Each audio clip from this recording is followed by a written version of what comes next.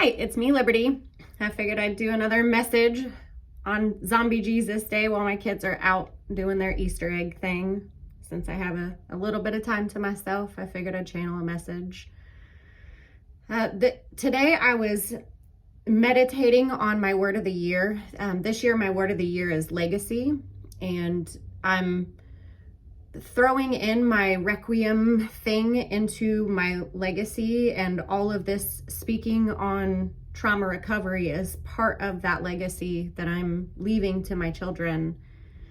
And I'm also leaving some authenticity with them as well, authenticity of emotions and anything that comes up. I noticed the last modality that I was learning, I was trying to be authentic, and there was conflict there because the modality required a sort of God mode meditation level, and I am very authentic. I like things to just come up, and when I'm working with my emotions, I like to work with things as they come up, as they get activated. And I think that's part of this spiritual recovery that I'm trying to do with myself, is being able to work with that authentic energy as it comes up for me, all the emotional responses that I get, and being able to actually process them in real time.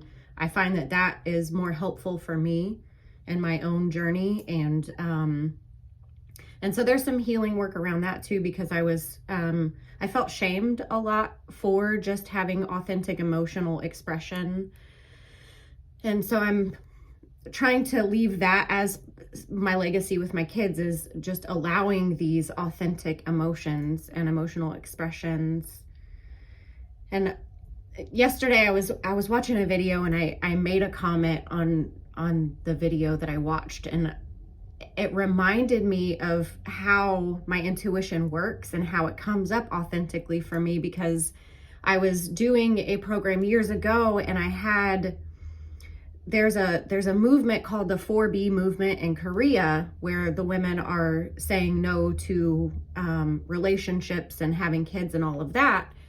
And I didn't know it at the time, but I kind of like channeled that in a way for myself, because I made myself like a set of rules, and I didn't really know where I got it. I knew like it had just downloaded into my psyche somehow. And it was no boys, no booze, no breathing smoke, and no booty calls. And I didn't realize at the time that I was actually channeling an actual movement from another country, of a feminist movement. And I was like, oh, now that I'm like looking back, I'm like, wow, like my intuition and authenticity, like that being authentic is how I access a lot of my downloads that I get through my intuition. And I just pick up, I don't know where the information comes from, I just pick it up around me. And I thought that was really interesting, because I've been on this movement of my own, of the no boys and the no booze, and I'm not going to say I'm perfect at it, but I find that that authenticity it's very real for me. Like I need to be authentically showing who I am, what's coming up for me, in order to do the work that I'm doing, I think. And I'm still working on the whole religious trauma and the spiritual trauma recovery stuff, because I think there's like two pieces to that. Like there's the religious trauma, and then there's the later spiritual trauma. Like with the religious trauma for me, I was married young. I was with my husband when I was 18, and the church really, they did a number on me. I was being financially abused. I was being emotionally abused. I was going through so much trauma, and they kept telling me, that I had to stay married, that I wasn't allowed to divorce him unless one of us cheated. And I found that that did me such a disservice, because no one in the church was telling me that I was being abused, because I wasn't getting physically punched or,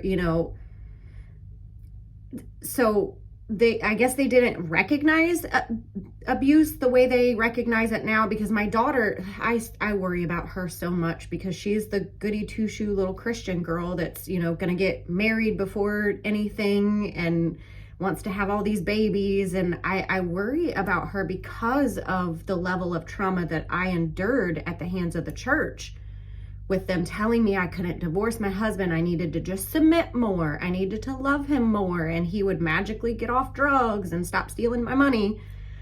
And then actually when I did file for divorce, the pastor came and testified against me in court. And so that really did a huge number on me, spiritually, religiously. I've been mad at, a deity or whatever forever because of that experience. And it's just now getting to the point where I'm like, oh, okay, I can separate those traumas out of my own spiritual path, and my own, because like I said in earlier stuff, I don't remember if I've said it or if I haven't, but my intuition is that the God that's inside of me, it's that little voice that talks to me. And separating that out from the level of trauma I received through the church.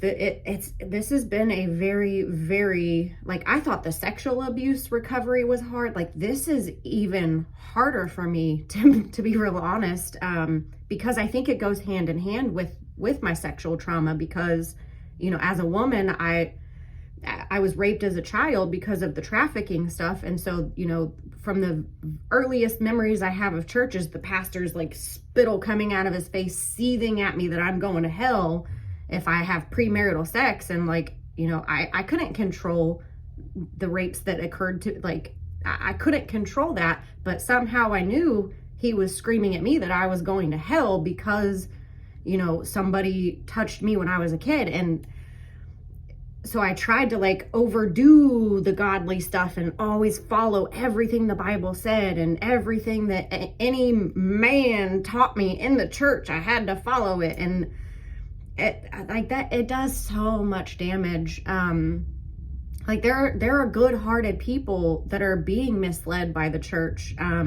because there's so many predators there that are preying on the naive parents, and they're even trying to do movements where they take away sex education from our kids. And that's a major red flag for me, because without sex ed, I would never have known like what happened to me should not have happened to me. And like, of course I didn't have the courage to even say anything at that time, and didn't really remember everything that happened at the time. But it worries me that these people are trying to take away sex education from the schools because they want the children to be unaware of what's happening to them. They don't want the children to be like, no, don't touch me like that. That's wrong. I don't like that.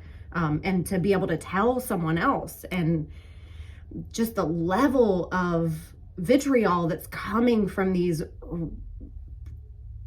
religious people. Like, I don't even want to say it's a political party, because it's the religious mentality of the people, and they're actually preying on those naive parents, and and the kids suffer because if the mom was like me and raised in the church to believe I'm a good person, so therefore other people are good people, that's putting the kids at so much risk, because there's so many predators in the church, because they know, oh, that mom's gonna look the other way because she's gonna be too dumb and too forgiving. Like, she's gonna think, oh no, like,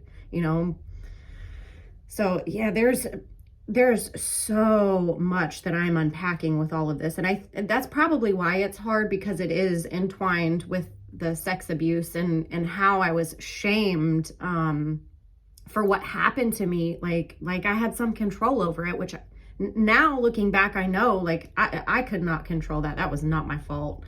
And a pastor telling me I'm going to hell for something that happened to me is just beyond fucked up anyway.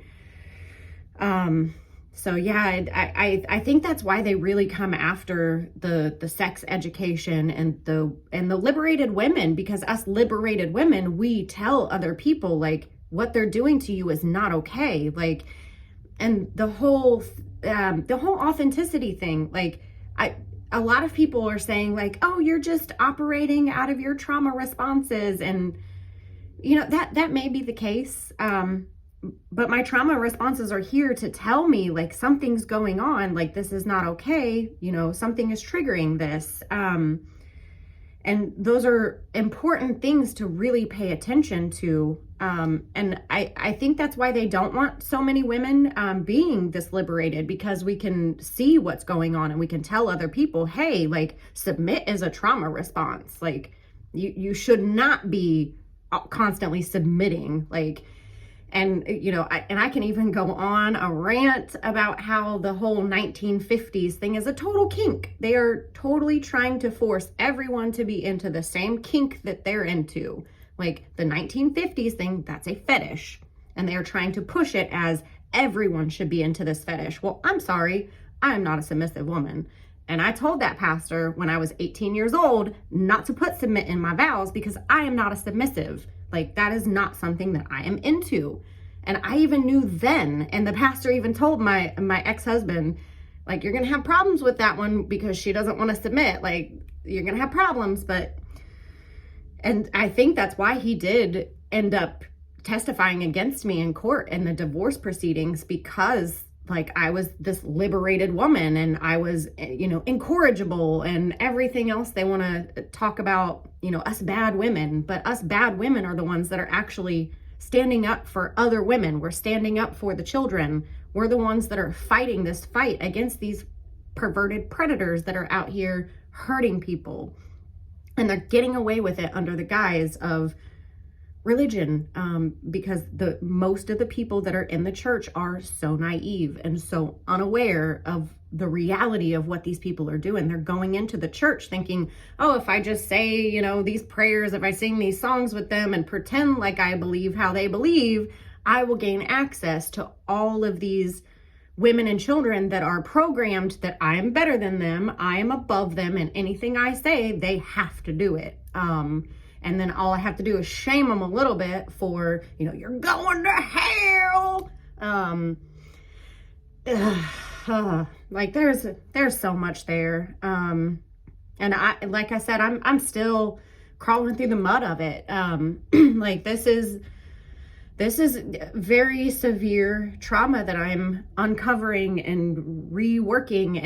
And that was another thing of this whole, the spiritual trauma that I had on top of all this, because I'm trying to actually redo because with the IFS, I do some of the IFS and that's all, it's all in our minds with hypnosis. It's not actually in the real world. It's some of my parts are like, this is Delulu land stuff. It's not in real life. And so I want to take all of the work that I'm doing in my sessions in my head and practice it in the real world.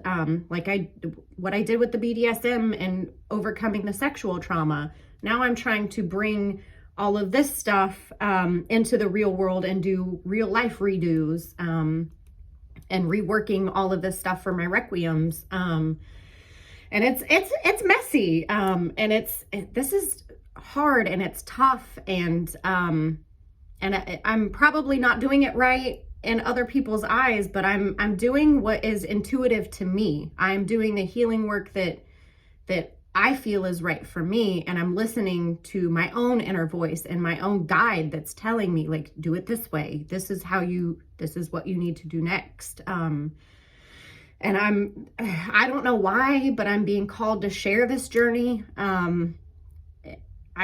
Like I said, I don't really know why. I'm listening to that voice that's saying, you need to talk on this. You need to talk on this. And this is my year of my legacy. So I'm sharing what I'm going through. I'm sharing my process as I'm taking out the little strings of all of this, so that I can try to put it into a neat little box. And then eventually I might be able to come up with my own spiritual beliefs again, and feel comfortable actually delving a lot deeper into that without having all of these trauma responses coming up.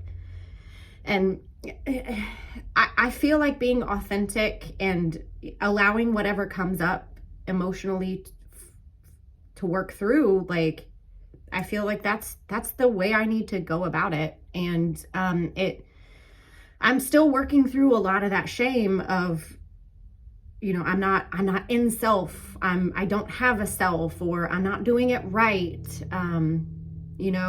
This is what's right for me. This is my self, because my self was so damaged and so perverted by other people's influence that this is how my healing's working for me, and it's how it's got to be for now. And I'm told to speak on it and to share on it.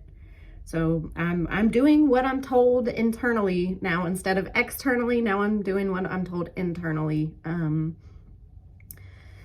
So yeah, I don't really know where I was going with that, to be honest. But yeah, like I'm all for anyone's movements, I guess, not necessarily just the 4B movement of no heterosexual relationships and no kids. Like, I already messed that up. I already got kids. Like, and I do love my kids as much as I get angry and say that, I talk a lot of trash about how much it sucks to be a parent. But at the end of the day, like, everything I'm doing is for my kids. Like, this healing journey, I would not be on this healing journey if it were not to benefit my children, so that I don't create the same trauma in them that I endured. And like my sister called me the other day, and she told me, every time I am doing something that my parents didn't do for me, or doing something differently than what my dad did to me, I should celebrate that, and like, we were talking, and in the mornings, my dad used to not let me get out of bed until a certain time. Like, if I were to wake him up at all, like, I would get literally beaten and dragged back up. She even told me, yeah, remember that time he drug you back up the stairs by your hair because you got up out of bed before 9 a.m.? And I was like, whoa, no, I totally fucking forgot about that shit. Like, oh my God. But that, like, every morning I wake my kids up and I'm a sing-songy and I'm all hyper, and they get so annoyed, and I'm like, I love you. And they're like, ugh.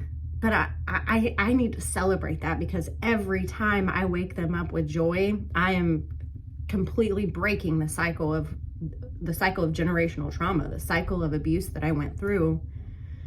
And that's my only goal in life, is to break these generational traumas and to create new cycles for my kids. And hopefully they do even better with their kids than I have done with mine. Like, that's where my legacy is.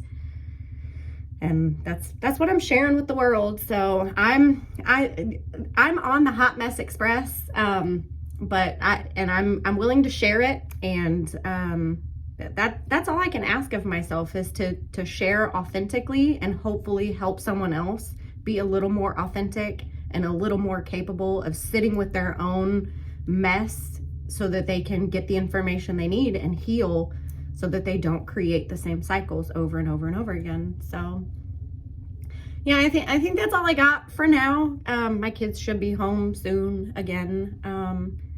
They're only gone for a little bit for some zombie Jesus stuff. So, and they even told me, oh, that's blasphemy. And I'm like, Jesus is my buddy. Like, and he laughs at that. He thinks it's funny. So yeah, that's all I got for now. But yeah, I love y'all. And I hope everyone is able to break through this stuff and be authentic, just like I'm trying to be. So I love y'all. Talk to you soon. Bye.